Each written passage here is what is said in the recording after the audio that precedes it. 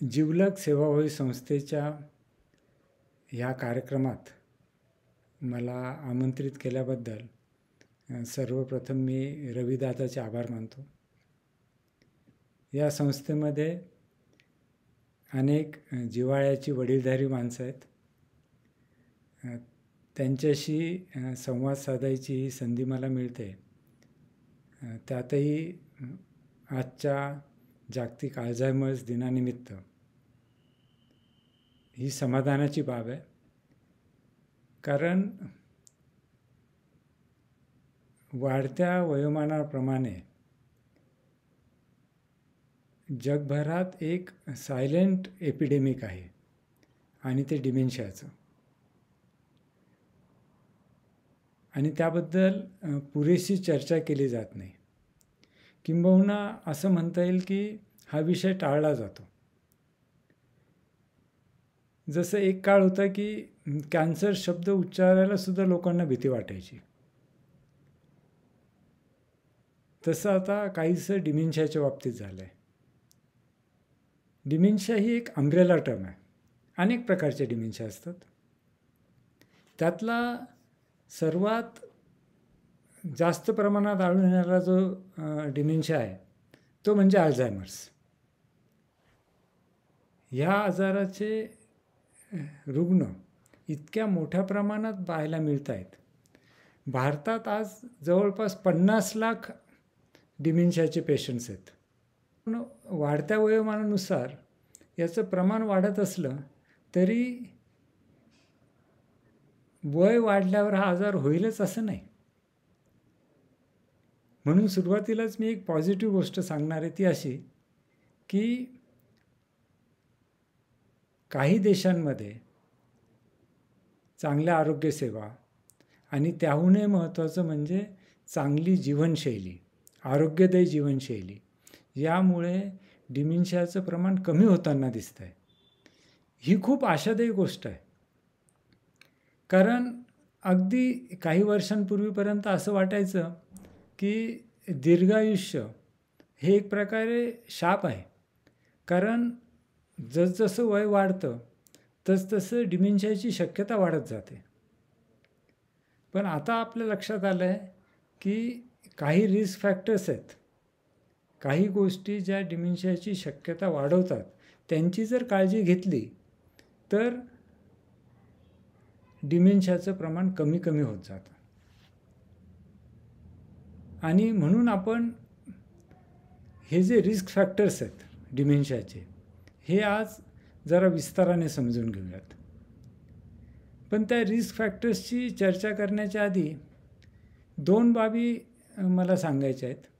एक म्हणजे डिमेन्शियाची थोडक्यात माहिती, आणि त्याआधी आपल्याला वृद्धापकाळाबद्दल, सिनियर इयर्सबद्दल आणि आपल्या मानसिक क्षमतांबद्दल जे गैरसमज आहेत त्याबद्दल मी 2 शब्द बोलणार आहे. एक खूप कॉमन समज आहे की सर्व वृद्ध एकसारखेच असतात. खूप त्यांची थिंकिंग रिजिड होते. आपण अगदी खूप वेळा ऐकतो आजूबाजूला, अरे हो, या वयामध्ये तर तसंच वागायला लागतात. सर्व वृद्ध एकसारखे नसतात. प्रत्येक वृद्धाचं आपलं एक व्यक्तिमत्व असतं. जसे सर्व माणसं वेगळी असतात, व्यक्ती तितक्या वल्ली, तसे वृद्धही वेगवेगळे असतात, त्यांचं स्वतंत्र व्यक्तिमत्व असतं. दुसरा एक गैरसमज असा की वृद्धांना त्यांच्या स्मरणशक्तीमध्ये, त्यांच्या मानसिक क्षमतांमध्ये ऱ्हास होतो.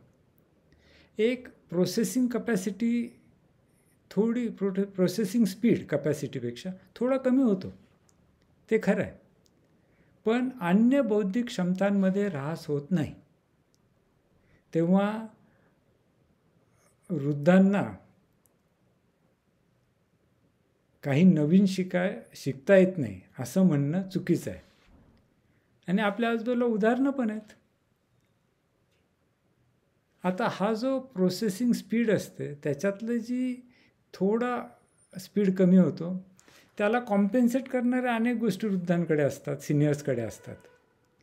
त्यातली पहिली गोष्ट म्हणजे एवढं मोठं ज्ञान भांडार, जीवनाचा अनुभव, अनेक गोष्टी ते शिकलेले, आणि त्याला जनरेशनल टेम्परामेंट म्हणजे वयानुसार येणारी जाण, या सर्व गोष्टींमुळे ओव्हरऑल वृद्धांची मानसिकता, त्यांची बौद्धिक क्षमता कमी झालेली नसते.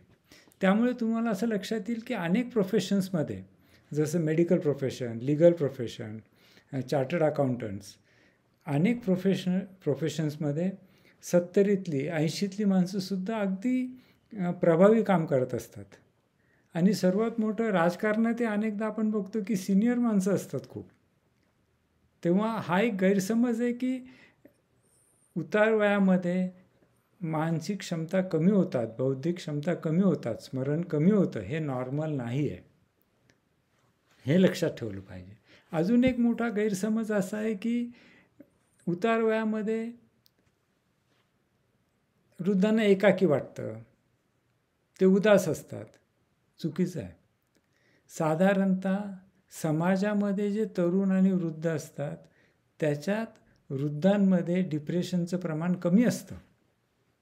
प्लॅन न करता, न ठरवता, मजबुरीने जेव्हा वृद्धाश्रमात एखादी वृद्ध व्यक्ती जाते तेव्हा डिप्रेशनचं प्रमाण वाढतं.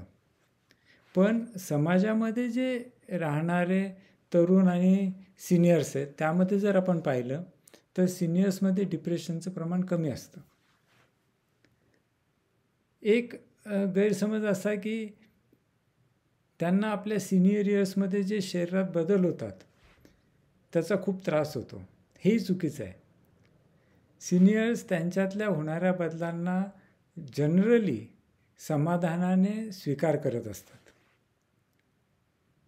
अजून एक महत्त्वाचा बदल असा आहे की सिनियर्सला मृत्यूचं भय तरुणांपेक्षा कमी असतं असं दिसून आलं आहे. तेव्हा आपल्या मनामध्ये एक जी साचेबद्ध सिनियर्सची, ज्येष्ठांची, वृद्धांची एक इमेज आहे ती आपण काढली पाहिजे. तो गैरसमज आपण दूर केला तर मग आपल्याला ह्या आजाराची लक्षणं लवकर ओळखता येतील. अन्यथा काय होतं की अनेकदा ह्या आजार सुरू होतो आणि मग या वयात चालायचंच म्हणून दुर्लक्ष केलं जातं. हो, 70 वय चालायचंच, 75 वय चालायचंच, 80 वय चालायचंच, आणि मग ह्या आजाराचं निदान उशिरा होतं. तेव्हा हे लक्षात ठेवणं गरजेचं आहे. आता खरं तर आम्ही जेरियाट्रिशियन्स 75 वर्षापर्यंतचे जे सिनियर्स आहेत त्यांना ओल्ड म्हणत नाही, आम्ही त्यांना यंग ओल्ड म्हणतो की ते तरुण वृद्ध आहेत. 75ला वृद्ध झाले असं म्हणतात. 75 नंतरसुद्धा अनेक जण तरुण वृद्धच राहतात. पण जेरियाट्रिशियनच्या भाषेमध्ये 75पर्यंत तर आम्ही त्यांना यंग ओल्ड, तरुण वृद्ध असंच म्हणतो. काही दशकांपूर्वी 50-60त व्यक्ती वृद्ध व्हायची. आता एक प्रकारे 60-70मध्ये मिडल एज असल्यासारखी ती कामं करतात. त्यांचा फिटनेसही चांगला असतो. हा एक मोठा बदल आणि चांगला बदल आहे. तर डिमेन्शियाची लक्षणं काय? मी आता जनरल डिमेन्शियाबद्दल बोलतोय. त्यामध्ये पहिलं जे महत्त्वाचं लक्षण मी सांगणार आहे हे अल्झायमरबद्दल जास्त महत्त्वाचं आहे. आणि अल्झायमर्समध्ये हे सगळ्यात आधी दिसून येतं. ते म्हणजे नुकताच घडलेल्या गोष्टींचा विसर पडतो, रिसेंट मेमरी जाते. आता यामध्ये गडबड काय होते की अनेकदा एखादा सिनियर जेव्हा काही विसरायला लागतो, सकाळी काय झालं विसरून गेला, निरोप दिला विसरून गेले, तेच प्रश्न विचारतायत, संभाषण परत परत रिपीट होत आहे, किंवा फोनवर काल काय चर्चा झाली आठवतच नाही. पण अशा व्यक्तींना जुन्या गोष्टी चांगल्या आठवतात. त्यामुळे घरच्यांना असं वाटतं की मेमरी खूप स्ट्रॉंग आहे, बघा 50 वर्षापूर्वीचं व्यवस्थित बोलतात.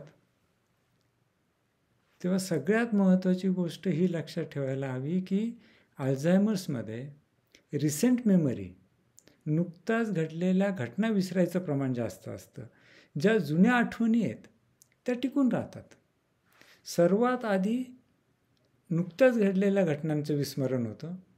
मग पुढे पुढे पुढे आजार जसा वाढत जातो मग जुन्या गोष्टी ते विसरायला लागतात. पण ही एक महत्त्वाची बाब लक्षात ठेवली पाहिजे. कारण अनेकदा कुटुंबियांना असं वाटतं की अरे यांना जुन्या गोष्टी तर खूप आठवत आहेत. मग त्यामुळे त्यांना जे नुकतंच विस्मरण होतं आहे त्याकडे दुर्लक्ष केलं जातं. आता हे जे विस्मरण होतं याचा दैनंदिन आयुष्यावर पण परिणाम होतो का हे बघितलं पाहिजे. छोट्या मोठ्या गोष्टी सगळेच जण विसरत असतात. मी अनेकदा म्हणतो की जेव्हा तरुण विसरतो तेव्हा त्याला आपण म्हणतो की काय वेंधाळेपणा चालला आहे, वेंधाळा आहे. आणि जर मध्यमवयीन किंवा सिनियर ज्याला आजाराची माहिती आहे तो काही विसरला की त्याला लगेच भीती वाटते. तो फोन करतो की अरे धनंजय मला डिमेन्शिया तर नाही ना. तेव्हा कधी कधी आपण काही गोष्टी विसरतोच. पण हे जेव्हा वारंवार होतं आठवणीत लक्षात आणून दिल्यावर पण आपल्या लक्षात येत नाही. आपल्या दैनंदिन आयुष्यावर त्याचा परिणाम व्हायला लागतो. तेव्हा ही गंभीर बाब होते. यानंतर काय दुसरे लक्षणं आहेत. आता मी जे सांगतो हे रेड फ्लॅग्स आहेत. ही सगळी लक्षणं असतील असं नाही. अनेकदा तर अल्झायमर्सच्या सुरुवातीला व्यक्तीबरोबर तुम्ही अर्धा तास जरी बसला तर तुमच्या मनात शंका येणार नाही की या व्यक्तीला अल्झायमर्स आहे. कारण त्यांची फक्त रिसेंट मेमरी गेलेली असते. त्यांचे बाकी बौद्धिक ज्या काही क्षमता आहेत त्या सगळ्या चांगल्या असतात. पण काय काय गोष्टी होऊ शकतात त्यातल्या काही गोष्टी झाल्यानंतर आपण मग सायकॅट्रिस्टचा किंवा न्यूरोलॉजिस्टचा सल्ला घ्यायचा असतो. तर मी जसं सांगितलं आत्ता रिसेंट मेमरी. दुसरी महत्त्वाची गोष्ट होते ती म्हणजे व्यक्तिमत्वामध्ये बदल होऊ शकतो. नेहमी मनमिळावू असणारी व्यक्ती, खूप लोकांमध्ये मिसळणारी व्यक्ती एकटी राहायला लागते असं होऊ शकतं. कधी कधी त्या व्यक्तीच्या मूडमध्ये बदल होतो. डिप्रेशन किंवा अँझायटीसारखी लक्षणं दिसायला लागतात. ही पहिल्यांदा जर होत असेल वृद्धांमध्ये तर हे डिमेन्शियाचं लक्षण असू शकतं. सामाजिक संकेतांचं भान राहत नाही असं कधी कधी होऊ शकतं. कधी कधी असं होतं की आपल्या शरीराचे जे वेगवेगळे कोऑर्डिनेशन्स आहेत, बटन लावणे, केस विंचरणे, यांच्यामध्ये कुठेतरी गडबड व्हायला लागते. काही लोकांच्या बाबतीत सुरुवातीला भाषेमध्ये गडबड होते. आपण जेव्हा भाषा म्हणतो तेव्हा लिहिणं, वाचणं, ऐकलेलं समजून घेणं, बोलणं, तर हे भाषेचे वेगवेगळे पैलू आहेत. तर याच्यामध्ये गडबड व्हायला लागते. आता एक गोष्ट लक्षात ठेवायला हवी की विशेष नाम न आठवणं हे कॉमन आहे. आपल्याला अनेकदा एखाद्या व्यक्तीचं नाव आठवत नाही, पण इतर नावं आठवत नसतील. पंखा, टेबल, खुर्ची, सामान्य नावांमध्ये पण अडचण यायला लागली असेल किंवा लिहिताना खूप चुका होत असतील किंवा कॉम्प्रिहेन्शन नीट नसेल तर मग त्यामध्ये डिमेन्शियाची शक्यता आहे असं समजायला हरकत नाही. आणि मग आपण त्याला आपण डॉक्टरांचा सल्ला घ्यायला हवा. एक अजून आपल्या मेंदूचं काम असतं की नियोजनबद्ध कार्यवाही करतो आपण. अनेकदा जसं आता घरी 2 पाहुणे आले तर काय भाजी करायची, त्यांना काय आवडतं, तर ती प्लॅनिंग, कन्सेप्च्युअलायझेशन, त्यानंतर मग ते एक्झिक्युशन, मग काय काय भाज्या आणायच्या, काय करायचं, आणि मग ते एक्झिक्यूट करताना अरे हे वेळेवर झालं का, मग आधी कोशिंबीर करायची का की आधी चपाती करायची, आणि मग ते सायमल्टेनियस करताना आपण फीडबॅक पण घेतो. आणि त्यानंतर मग आपण ते पूर्ण काम जेव्हा करतो तेव्हा आपण परत त्याचं मूल्यमापन करतो. तर ही जी सगळी फंक्शन असतात, नियोजनबद्ध कार्यवाही म्हणतो आपण, ज्याला इंग्रजीमध्ये एक्झिक्युटिव्ह फंक्शन म्हणतो, यामध्ये गडबड व्हायला लागते. एक्झिक्युटिव्ह फंक्शनचं सगळ्यात चांगलं उदाहरण म्हणजे स्वयंपाक. त्यामध्ये खूप फंक्शन्स इन्व्हॉल्व असतात, खूप प्लॅनिंग लागतं. 2 नुसते पाहुणे आले आणि त्यांच्यासाठी 3 पदार्थ करायचे, त्यामध्ये खूप मेंदूचं प्लॅनिंग इन्व्हॉल्व असतं. ते एक्झिक्युटिव्ह फंक्शन त्यामध्ये गडबड होऊ शकते. कधीकधी स्वतःच्या बाबतीतलं जे भान आहे, आत्मभान, ते कमी होऊ शकतं. कधीकधी काळ वेळेचं भान जातं. म्हणजे नेहमीच्या जागी रस्ता चुकतो.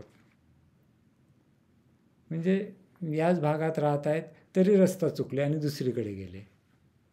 किंवा किती वाजले असं क्वचित प्रसंगी आपल्याला होतं, पण हे वारंवार व्हायला लागतं. की दुपारच्या वेळी आता ही संध्याकाळी असं वाटणं, संध्याकाळी सकाळ वाटणं. तेव्हा स्थळ आणि काळ यांचं भान नसणं हे डिमेन्शियात सुरुवातीला दिसू शकतं. पण अल्झायमर्समध्ये सर्वात आधी जे लक्षण दिसतं ते म्हणजे रिसेंट मेमरीमध्ये इम्पेअरमेंट. बाकी फंक्शन्स चांगले असतात. त्यांचं जजमेंटही सुरुवातीला चांगलं टिकून असतं. डिमेन्शियामध्ये जे सायकोलॉजिकल आणि बिहेवियरल सिम्पटम्स येतात, delusions, hallucinations, irritation, aggression, sleep wake cycle reversal, म्हणजे दिवसा झोपणं आणि रात्री जागा राहणं, किंवा अँझायटी, डिप्रेशन, असे वर्तणुकीच्या अनेक समस्या डिमेन्शियामध्ये येतात. त्या अल्झायमरमध्ये नंतर येतात.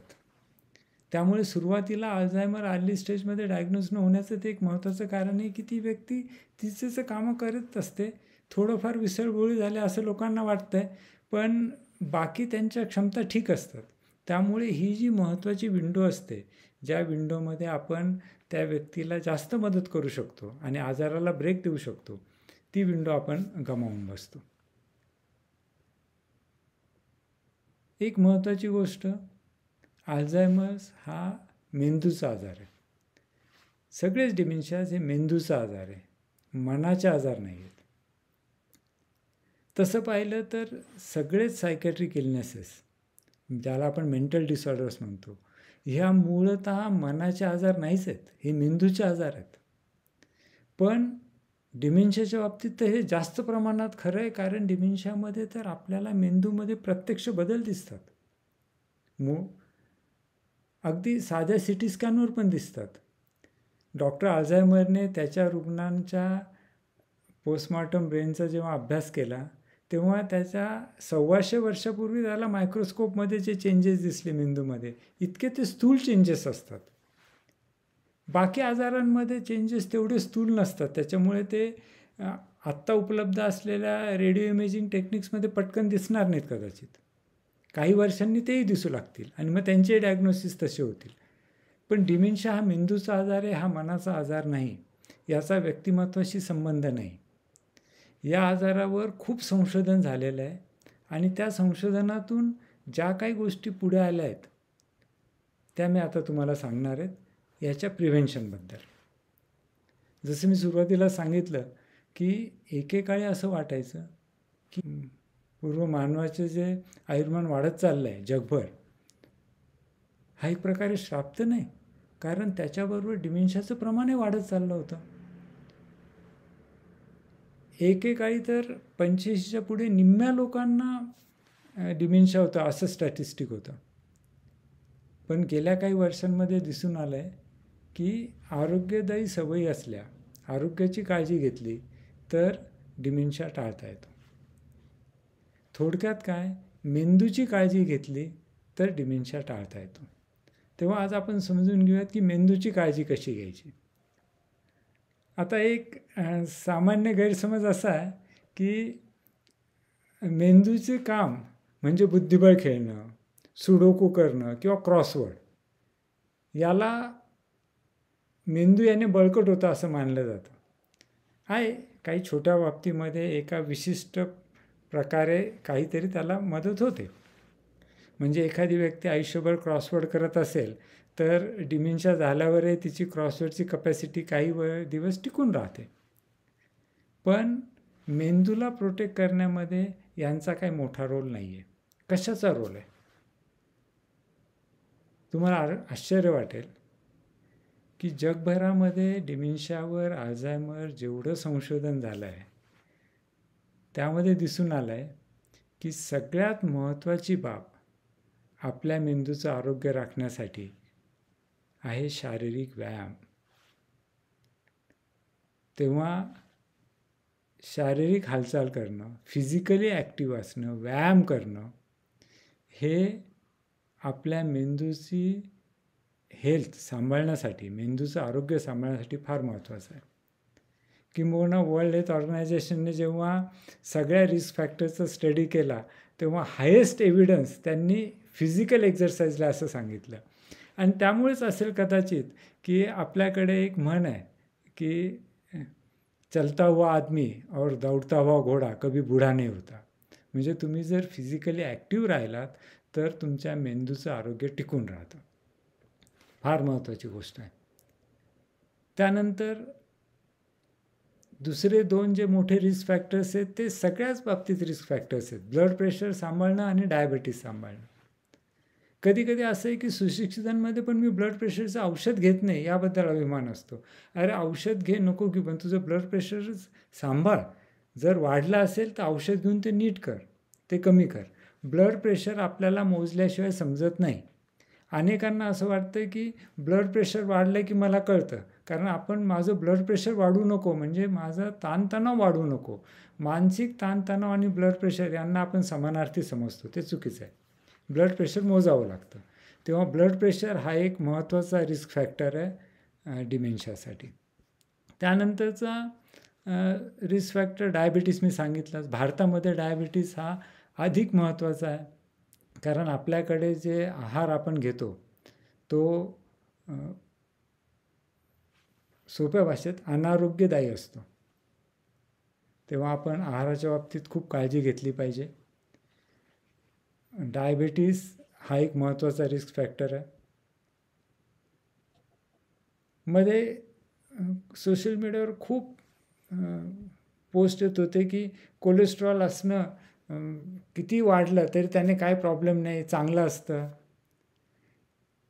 एक महत्त्वाचा प्रश्न असा आहे की जगभरामध्ये लाखो रिसर्च पेपर्स येत असतात आणि त्यातले जे चुकीचे रिसर्च पेपर्स असतात की त्यांचा स्टडी चांगला नसतो, मेथडॉलॉजी चांगली नसते किंवा त्यांचा निष्कर्ष चुकीचा असतो आणि मग ते नंतर दुसरे शास्त्रज्ञ सांगतात की अरे हे असं नाही आहे. पण ते जे निम्न दर्जाचे रिसर्च पेपर असतात ते वारंवार कोट केले जातात. उदाहरणार्थ मॉडरेट जर आपण अल्कोहोल घेतलं तर त्याने आरोग्याला काही हानी नाही. दुसरं असं की जसं डिमेन्शियाच्या बाबतीत आहेत, आत्ता मी सांगितलं कोलेस्ट्रॉलबद्दल की कोलेस्ट्रॉल किती वाढलं तरी त्याची काही विपरीत परिणाम होत नाही, ते चुकीचं आहे. कोलेस्ट्रॉल लेवल खूप जास्त असणं हे आपल्या मेंदूसाठी घातक आहे. त्यानंतर मी अल्कोहोलचं सांगितलं की alcohol is also a risk factor even in small quantities. Smoking is a risk factor, महत्त्वाचा आहे खूप. आणि तो महत्त्वाचा भारतात यासाठी की जगातल्या सर्वात जास्त प्रदूषित शहरांमध्ये जिथे हवेचं प्रदूषण सगळ्यात जास्त आहे त्यात भारतीय शहरं सगळ्यात जास्त प्रमाणात आहेत. पहिल्या 10 शहरांमध्ये मोस्ट पोल्युटेड सिटीजमध्ये 9 भारतातली आहेत. तेव्हा ही जी प्रदूषित हवा आहे, अगदी नाशकामध्ये पण आहे, पुण्यामध्ये पण आहे, ही स्मोकिंगसारखी आपल्या आरोग्यावर परिणाम करते. आणि कोणी स्मोक करत नसला पण अशा प्रदूषित शहरात राहत असला तर त्यानेही डिमेन्शियाची शक्यता वाढते.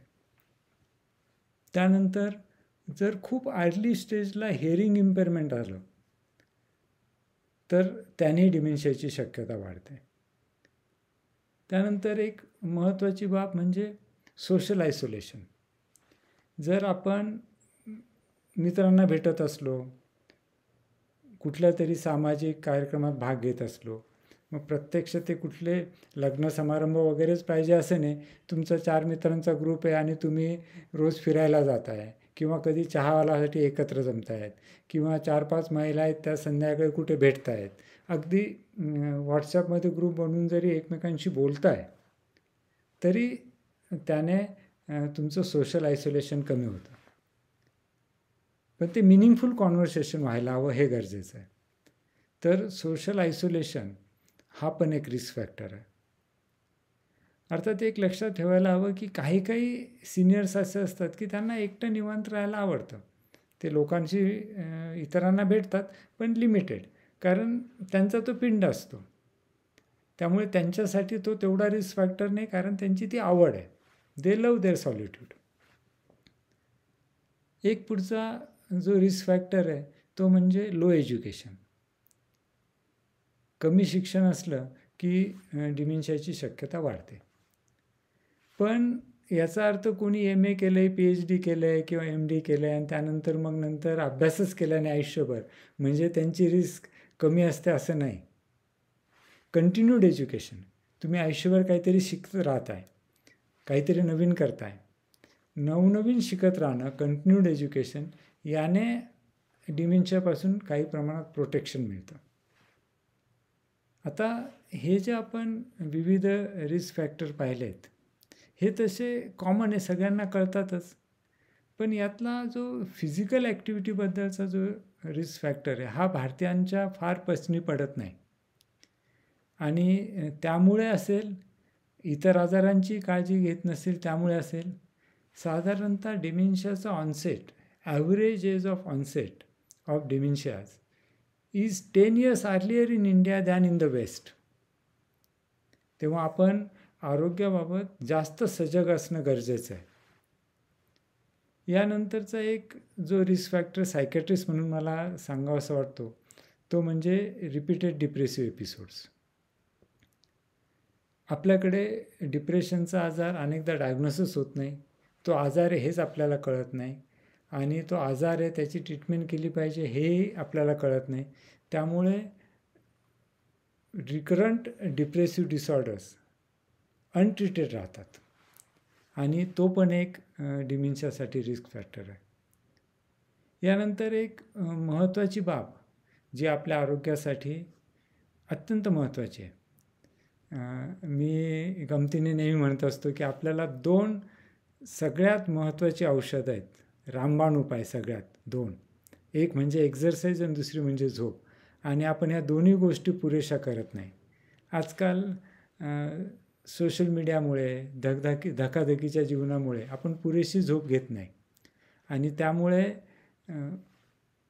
आता नवीन जे संशोधन येतं आहे त्यामध्ये असं दिसून आलं आहे की inability to get proper sleep also affects our brain.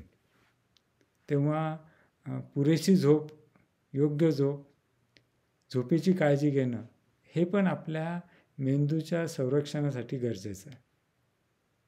म्हणजे एक ओव्हरऑल जर आरोग्यदायी जीवनशैली असली तर आपल्याला सर्वच बाबतीत फायदा होतो. जसं आता डिप्रेशन आणि हार्ट डिसीज आहे. डिप्रेशनमुळे हार्ट डिसीजची शक्यता वाढते, आणि हार्ट डिसीज असले कुठलेही इस्केमिक हार्ट डिसीज असो, इतर काय असो, की त्याने डिप्रेशनची शक्यता वाढते. अनेकदा त्यामुळे जर आपण फक्त हार्ट डिसीज ट्रीट केला आणि डिप्रेशनला ट्रीट केलं नाही तर तो रिस्क फॅक्टर तसाच राहतो. तसाच रिस्क फॅक्टर तो आपल्या ब्रेनसाठी पण आहे, ब्रेन हेल्थसाठी पण आहे. तेव्हा आपण ह्या सोप्या गोष्टी, मला असं वाटत नाही की मी आत्ता ज्या गोष्टी सांगितल्यात त्या काही नवीन आहेत, आपल्या सगळ्यांना त्या माहीत आहेत. कुठल्याही सामान्य सुशिक्षित माणसाला ह्या बाबी माहीत असतात की व्यायाम केला पाहिजे, ब्लड प्रेशरवर ट्रीटमेंट केली पाहिजे, डायबिटीस सांभाळला पाहिजे, आहार सांभाळला पाहिजे, कोलेस्ट्रॉल सांभाळलं पाहिजे, मद्यपान करायला नको, शुद्ध हवा गरजेची आहे, स्मोकिंग करायला नको. डिप्रेशनचा आपल्याला त्रास होतो ते ऑब्व्हियसच आहे. मिडल एजमध्ये, मध्यम वयामध्ये जर हिअरिंग इम्पेअरमेंट असली तर तोही एक रिस्क फॅक्टर आहे. तर सोशल आयसोलेशन हा एक रिस्क फॅक्टर आहे, कमी एज्युकेशन हा रिस्क फॅक्टर आहे.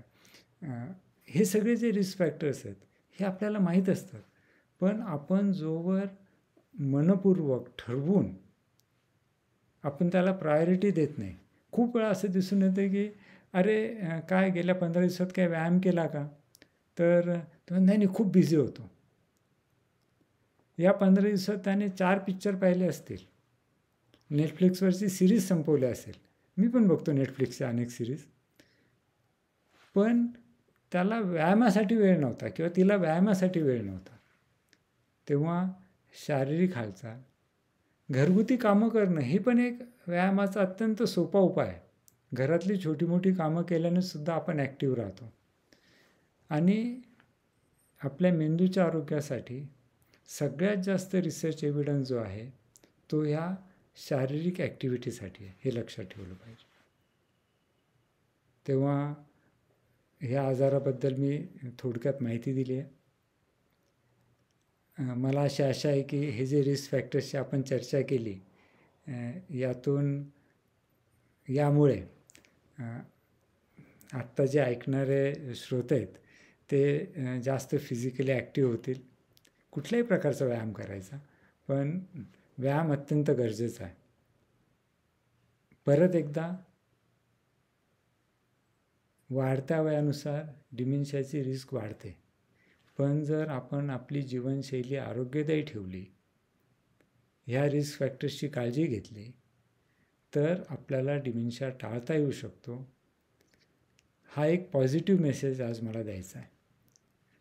आणि मग यानंतर मी जर कुणाचे काही प्रश्न असतील तर त्यांचाही माझ्या परीने उत्तर देण्याचा प्रयत्न करेन. परत एकदा या संधीबद्दल धन्यवाद.